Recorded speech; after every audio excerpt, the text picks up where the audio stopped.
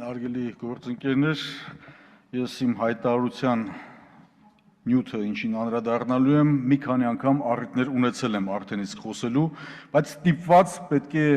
մեկ անգամ ևս կրկնենք, հատկապես Էրեբունի վարչական շրջանի հետ կապված, որը որ մտնում է 4-րդ ընտրատարածքում, որտեղ ես ինքս առաջադրված եմ եղել որպես պատգամավորության թեկնածու եւ պարբերաբար հանդիպում եմ տարածքի բնակիչների հետ եւ տարածքի բնակիչները բազմաթիվ իրենց մտահոգություններն են հայտնում, ցավոք սրտի այդ մտահոգությունները այնուամենայնիվ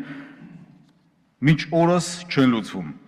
Դեռևս 2000 ընդ որում արդեն իսկ հումորի է վերածվել, որ այդ վարչական շրջանում կան ճակերտավոր ասած 7 հրաշալիքները եւ այդ ճակերտավոր ասած հրաշալիքներից մեկին անդրադառնամ, խոսքս գնում է Նուբարաշենի աղբավայրի հետ կապված, որտեղ 2015 թվականին բնապահպանական նույնիսկ նկատառումներով հաշվի առնելով ժամանակակից տեսքի բերելու նկատառումներով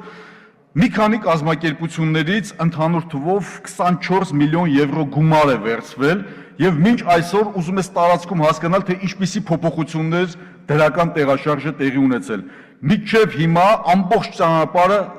անտի-սանիտարական իրավիճակում է գտնվում, բնակիչները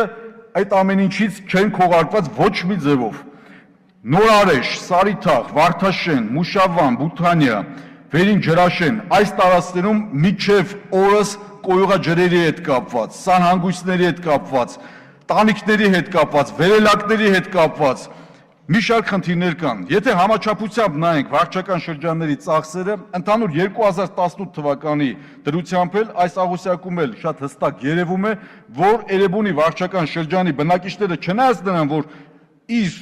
չափսերով ամենամեծ վարչական շրջանն է համարվում, միևնույն ժամանակ ամենափոքր գումարն է հատկացվում, որպեսզի խնդիրները լուծվեն։ Եվս մեկ աղյուսակ եմ ուզում հրապարակել, որտեղ ամբողջական ծախսն է տված համայնքներում, ինչպիսի գումարներ են ծախսվում։ Սոցիալական ապահովության եւ առողջության միտված ծախսերը ամենափոքր ծավալն են կազմում։ Սրանք խնդիրներ են, որոնք որ մտահոգիչ են, առանձին հատվածական բակային իրավիճակներին, ասֆալտապատման, լուսապատման այս խնդիրներին չեմ ուզում անդրադառնալ, ժամանակն էլ չի երիքի, բայց ասել եմ եւ ասում եմ, հետեւողական եղել եմ եւ հետեւողական լինելու եմ, որպեսզի այս բոլոր խնդիրները ստանան իրենց արդարացի լուծումը։ Շնորհակալություն ուշադրության համար։